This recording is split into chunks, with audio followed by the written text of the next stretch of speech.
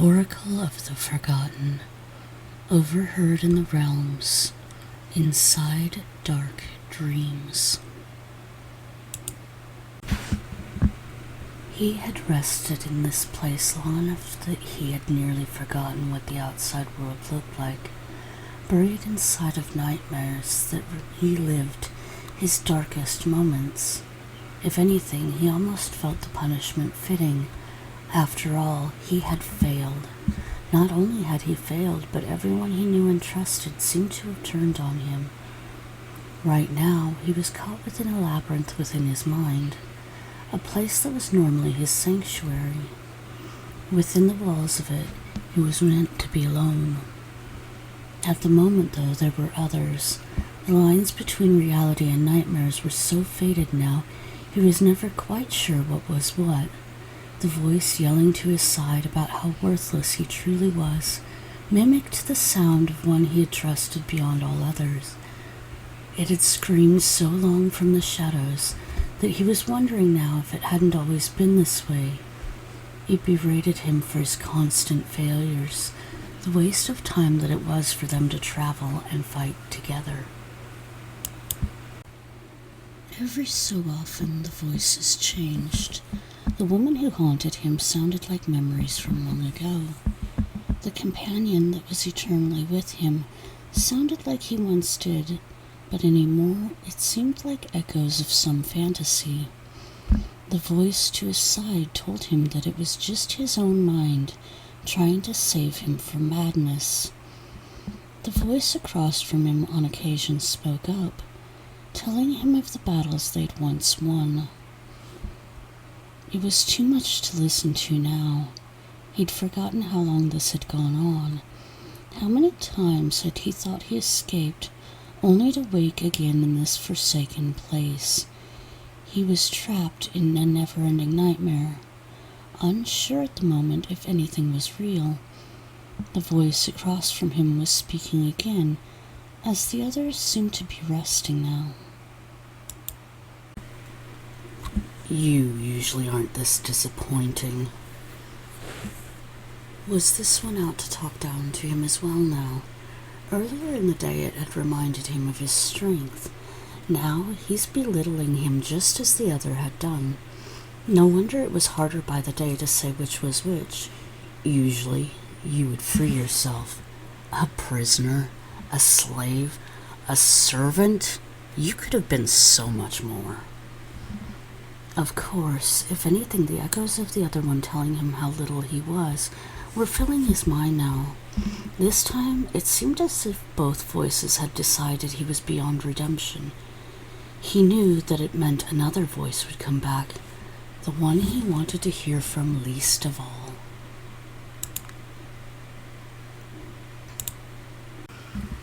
Within the darkness, lost inside of a dream, that was how they both were. Some part of her knew that. She was once again taken by the depths as her mind and memories were being cleared. Every time she learned too much, the goddess would be erased. The few who knew or spoke of it claimed it was for the protection of everyone. After all, she was the one who attacked their own. But she had a power that they needed. She was not to know. To them, her situation truly didn't matter. This time, something went wrong. Normally, the cleansing only left shadows behind. This time, she was caught within a vision of two men she couldn't recall. All she knew was that these two were family, a word she'd forgotten in her captivity. They both had white hair. One appeared ghostly, like a dim outline of a person she felt connected to. The other was battered, covered in more scars than anyone she had seen. His eyes were silver with hints of ice blue around the edges. The one man was so silent, still bleeding from old wounds, and his body seemed suspended by chains. He still held some kind of defiant energy within him, but she could sense his exhaustion. She could sense his pain. She could see and hear things within his mind, whether or not she wished it. As she watched him, she felt a ball of fire building within her, one she wasn't accustomed to. It was as though he couldn't hear the man speaking with him. Another, similar being stood nearby. The second was an illusion, a figure with many mistakes from the original, including a tattooed marking that didn't exist on the spirit. The illusion spewed insults. It spoke of failure and worthlessness. It said that the reason he was there is he proved himself unworthy of the blade, the throne, and the woman who called herself his wife, that he meant nothing. All of his efforts only taught his enemy how to destroy him. The spirit was watching. There was no convincing the man that the illusion was false. It echoed the human's own thoughts too perfectly. Her voice was new to the old king. It had only been the two of them for so long. The only time he heard that voice was yet another illusion. "Why don't you stop this?" She was angry, but mostly trying to keep her calm. She wasn't sure what was going on. Seeing them like this seemed to boil her blood, and she wasn't even sure why. "It's not my battle, nor yours." The old man's words annoyed her even more now. "It is, because he is my chosen and your champion." Her quiet rage was building as she waited to understand more. Her memories were fading out, then quickly returning. Coming back after that, they would vanish again. "He has to prove himself. Why did you choose a mortal?" The man's tone was accusatory, as if she caused the entire situation with her choice. "You could choose from any of our kind, or of the gods, but you chose this? You chose him too." Her words were sharp as she watched the pain flow through the mortal's energy. He didn't seem to care enough to even respond to it anymore. I needed an equal, someone who could measure to my standards, someone who was strong enough to match my own power, someone who could stop me if I got too far out of line. The words rattled from her lips, betraying the arrogance she often kept silence. The elder beside her gave a smug grin, then shook his head before looking back at the man. Did he ever see it? Those words stabbed through her. They had fought side by side for ages.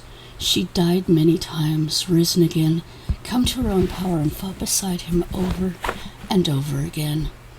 I would tell him 1,000,000 times. I can't force him to see. Her words faded away a moment before she turned back to the old man. Do something. You concern yourself too much with others. A good trait for leader and an awful trait for leader. You have your own battles to fight. The old king knew she was going to ignore him again. She was still too far behind in her learning. With no guide, it was a wonder she came this far, but he wasn't a teacher. He was a warrior. Then I'll do something. She raised her hand, only for the immortal to grab hold of her hand and growl at her.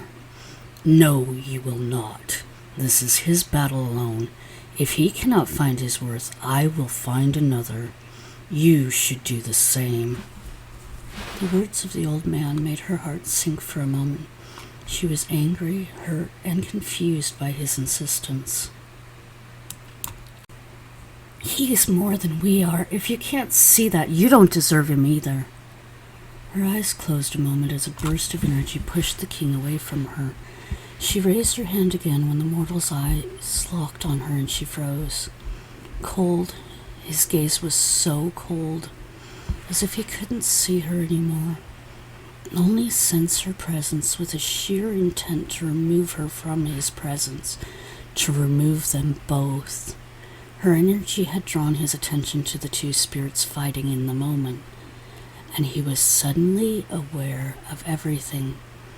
What he wasn't certain of is if it was a trap or not. She lowered her hand now and shook her head before looking to the illusion and back to the mortal's cold gaze. Prove yourself. It was a cold statement now, one she didn't expect to come from her. Prove yourself. You're beyond this. You were always beyond this. You slaughtered armies, threw gods to their knees, made them bow before the blade, waiting for your judgment, and you took it without doubt. You made the choice to be more. Do it again. He still didn't seem to hear her. The man yelled at the illusions, at the two of them, incoherent words. No, it was an ancient tongue. It took her mind a while to translate it.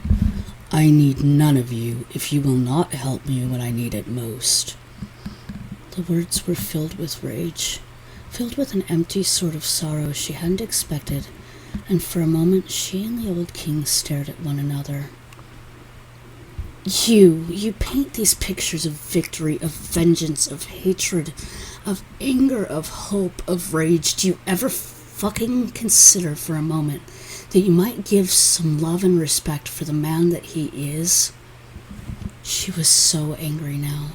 Her voice carried through the edges of the space where they were all standing.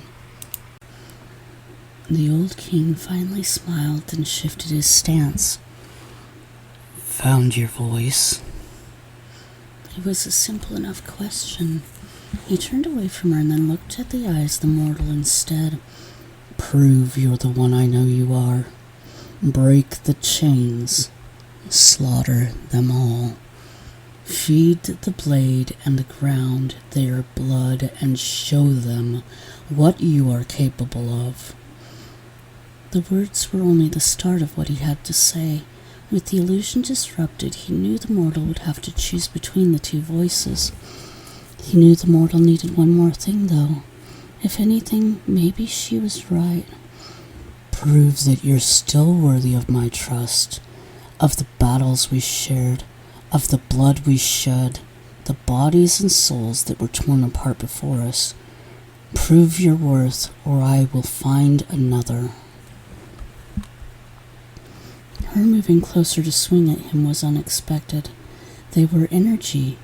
She could hit him, but the damage would be minimal at best compared to his power. Still, she knocked him back slightly as she took a punch at the jaw of the old king. Is there even another? Her anger was finally at a peak. The one thing she'd held back from others to see.